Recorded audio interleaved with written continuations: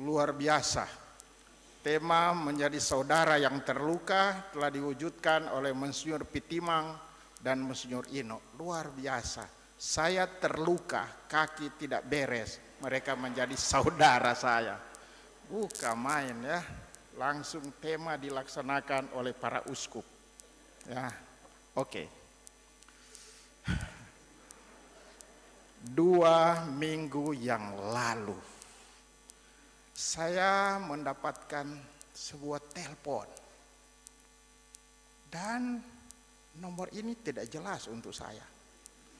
Biasanya saya tidak terima karena tidak jelas, tapi tiba-tiba saya terima. Telepon dari siapa?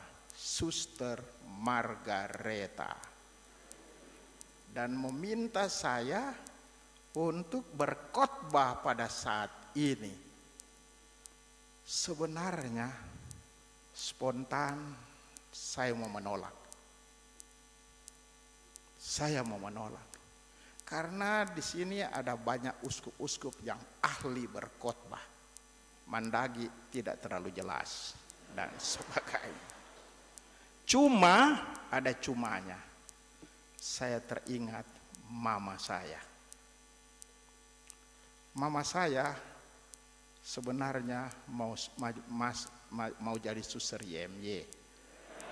Betul, dia ceritakan dulu. Mama saya adalah salah satu ya anak asrama Putri Walterus. Dan dia mau jadi suster YMY. Cuma ada seorang lelaki yang suka datang di Walterus karena dia adalah bas, tukang kayu dan tukang batu dari Bruder. Itulah papa saya. Jadi rupanya sambil bekerja, papa main mata dengan mama. Dari mata turun ke hati. Dan akhirnya ya sudah tidak jadi suster YMY. Tapi kalau misalnya jadi suster YMY tidak ada mandagi. Jadi memang jalan Tuhan tidak bisa kita pikirkan. Jadi jangan coba-coba melawan jalan Tuhan. Ini berbahaya.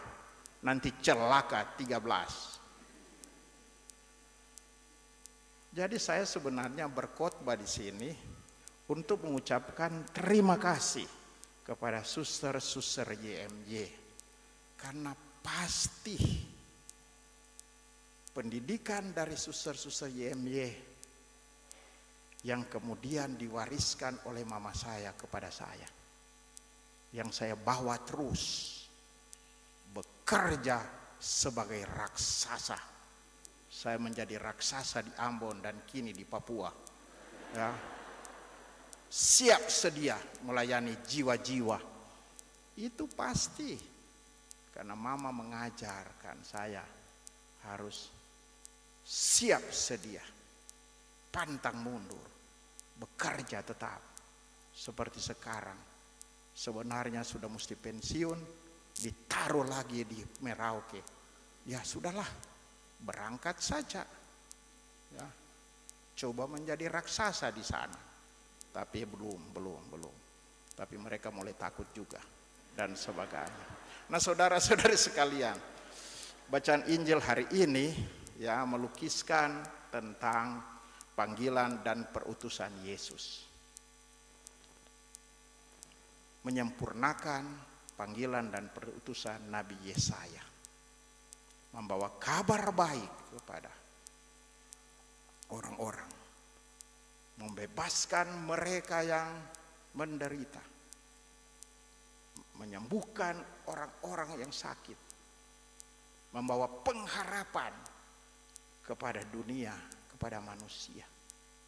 Inilah panggilan Kristus, tapi sekaligus juga ini panggilan gereja, dan secara istimewa panggilan gereja ini diwujudkan oleh suster-suster YMY. Luar biasa. 200 tahun mewujudkan panggilan dan perutusan Yesus. Dan hasilnya ada. Saya sendiri hasilnya. Jadi jangan jauh-jauh saja ya mewartakan kabar gembira, kabar sucia, membawa pembebasan dan sebagainya. Dan suster-suster YMY tentu diinspirasikan oleh pater pendiri mereka, yakni Pater Matthias Wolf. Pater Matthias Wolf pernah mengatakan, digerakkan oleh Roh Kudus untuk menjadi perantara belas kasih, berbagai belahan dunia membutuhkan belas kasih. Belas kasih. Paus Fransiskus senantiasa mengatakan salah satu tanda kekatolikan adalah belas kasih. Dan suster-suster YMY sudah coba mewujudkan. Dan mewujudkan bagaimana? Bukan hanya dengan kata-kata saja. Banyak bicara tapi tidak ada hasil.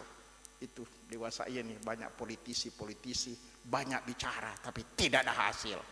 Maaf kalau ada politisi di sini tersinggung, bertobatlah politisi-politisi. Kalau ada pejabat juga bertobat ya. Sekarang banyak bicara tapi bikin susah rakyat. Maaf kalau saya tambah ini. Suster tidak, melalui karya-karya mereka, karya pendidikan, karya kesehatan, karya pastoral, karya-karya sosial, mereka mewujudkan apa yang dikatakan, apa yang dilaksanakan oleh Yesus Kristus. Kita boleh bangga bahwa ada sekelompok orang ya merelakan diri untuk siap sedia bagi keselamatan jiwa-jiwa dan bekerja bagaikan seorang raksasa. Tidak gampang dalam zaman modern ini mau bekerja sebagai raksasa di tengah dunia sekarang yang semakin melupakan Tuhan. Bekerja sebagai raksasa membawa keselamatan. Para suster luar biasa ya. Tahun 1898 datang ke Indonesia, datang ke Tomohon, naik roda kuda, roda sapi. Tapi kuda dan sapi bersaudara kok, jadi tidak apa-apa. Ada yang muka kuda sama di muka sapi juga. Naik roda sapi dari Tomohon, dari Manado ke Tomohon, melaksanakan apa yang diperintahkan oleh pater pendiri, digerakkan oleh Roh Kudus. Ya, pater pendiri saya baca mengatakan para suster YMY harus berpikir seluas jagat dan harus pergi di mana saja dibutuhkan. Dan benar, mereka sudah pergi di mana dibutuhkan. Di Merauke juga mereka sudah ada. Di mana lagi? Pokoknya banyak tempat. Ya, luar biasa. Pergi di mana diminta. Karena itu uskup-uskup senang sekali dengan suster-suster YMY. Jangan suster DSC tersinggung ya. Kalau tersinggung bertobatlah ya dan sebagainya. Karena mereka siap sedia. Ya, DSC juga siap sedia. Nanti kakak saya marah karena dia DSC dan sebagainya. Jadi ya siap sedia kerja sebagai raksasa. Dan itu luar biasa. Tetapi pastilah ada banyak tantangan yang dialami oleh para suster YMY. Pasti. Mereka bukan malaikat. Mereka bukan abnormal. Mereka normal. Memang sering abnormal juga. Tapi ya mereka penuh dengan kekurangan. Banyak godaan, tantangan. Dalam zaman modern ini, biarawan-biarawati senantiasa ditantang luar biasa. Dunia sekarang sudah penuh dengan dusta. Bagaimana mereka harus membawakan kabar baik, bukan kabar dusta dan hoax di mana-mana. Tidak gampang. Dunia sekarang semakin diwarnai dengan kerakusan akan jabatan. Ya, semua mau jadi pejabat, walaupun harus ya main-main sedikit. Tapi mereka tidak. Di tengah-tengah tantangan dan ancaman, mereka berdiri tegak sebagai raksasa. Itu luar biasa. Tapi juga terlebih tantangan dari dalam. Mungkin tantangan dari luar kurang, tapi dari dalam nafsu-nafsu. Ya. So hidup selibat masih main-main mata lah. Bagaimana? So bergaul ya. Nah, saya lihat suster-susternya makin pasung-pasung juga ya. Ya, pasti banyak pastor-pastor suka. Ya. Jangan-jangan so ada yang pacaran. Siapa tahu. Tapi kalau tidak dalam 200 tahun ini bertobat cepat. Karena pasti masuk neraka dan sebagainya. Jadi tantangan hidup selibat tidak gampang para suster. Ketaatan tidak gampang. Di zaman dimana orang mengagungkan kebebasan, mau taat, ya susah. Taat pada pimpinan, pikir-pikir dulu. Kasih pindah di mana, ya tunggu dulu. Saya punya kebebasan, saya bisa pilih. Nah, padahal waktu kaul taat sampai mati. Nah, ketika melaksanakan tugas kepada batu. Itu tantangan juga dari hidup membiara. Tantangan dari pastor-pastor juga sama juga. Cuma mereka lebih suci. Tidak. Sama. Tapi tantangan luar biasa, tantangan dari dalam. Apalagi tantangan sekarang dari hidup membiara. Hidup dalam kesederhanaan tidak gampang. Dunia menawarkan materi-materi, uang, dan tidak jarang para biara-biara terjebak di sana. Punya HP 5, babunya terus di mana-mana. Yang dibawa bukan brevir tapi HP. Tidak bawa kitab suci tapi HP. Tapi mereka bilang, uskup, ada kitab suci di HP, omong kosong. Tantangan ini, ya, materialisme merupakan tantangan juga dari jabatan. Tidak gampang sekarang para biaran-biarawati untuk taat. Dan kali terjadi perkelahian antara biaran-biarawati karena apa? Kenapa dia dapat jabatan ini? Saya sudah lama, saya lebih ahli, dia kepala ini. Saya cuma kepala batu. Dia kepala ini dan sebagainya. Masih muda sudah jadi asisten general. Padahal saya sudah tua belum pernah. Kali berkelahi. Tapi di EMY-nya tidak terlalu. Ada juga. Tapi ini tantangan yang dialami oleh para biaran-biaran. Tetapi pertanyaannya, mengapa mereka bertahan di tengah-tengah tantangan?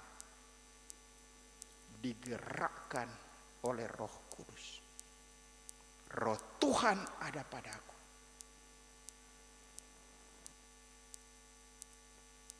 Pater Wolof mengatakan, percaya pada Allah dan yang mempercayakan diri pada Allah membangun di tanah yang kokoh.